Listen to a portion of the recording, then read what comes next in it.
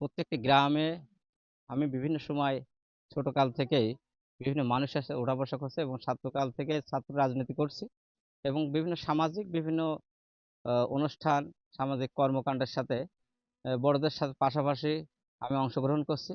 সাংস্কৃতিক অনুষ্ঠান শুরু করে বিভিন্ন পর্যায়ে বিভিন্ন অনুষ্ঠানে আমি অংশগ্রহণ করছি। বিভিন্ন মানুষের নির্বাচনেও অংশগ্রহণ করছি।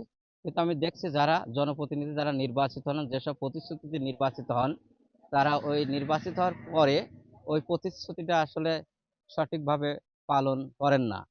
দীর্ঘদিন থেকে এই মানুষের এই জনতার মানুষের জন্য বিশেষ করে জন আকাঙ্ক্ষা পূরণের প্রতিফলনের চাহিদা নিয়ে আমি দীর্ঘদিন ধরেই মানুষের সাথে আসছি, জনমানুষের সাথে, এবং জনমানুষ বিভিন্ন মানুষের সম্মতিক্রমে আমি আসলে প্রার্থী এবং আমার জায়গায় থেকে আমি সবচাইতে বেস্ট এবং উত্তম প্রার্থী আমি দাবি করি।